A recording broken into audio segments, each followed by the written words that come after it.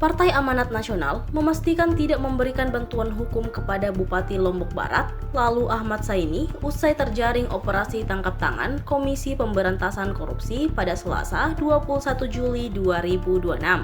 Koordinator Wilayah Bali Nusantara PAN, Haji Muazzim Akmar, menegaskan keputusannya tersebut berlaku terhadap kader terjerat kasus seperti dialami Lalu Ahmad Zaini.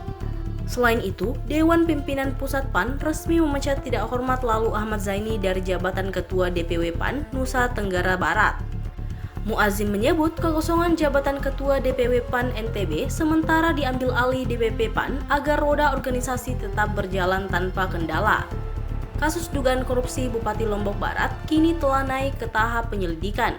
KPK belum mengumumkan identitas tersangka secara resmi. Dalam OTT di rumah dinas Bupati, penyidik mengamankan uang tunai pecahan rupiah senilai ratusan juta serta sejumlah dokumen. Usai terjaring OTT, Lalu Ahmad Zaini menjalankan pemeriksaan awal di Makobrimob Polda NTB sebelum diterbangkan ke Jakarta. Setibanya di Jakarta, ia memilih bungkam dengan mengenakan topi, pakaian biru muda, jaket, serta masker putih.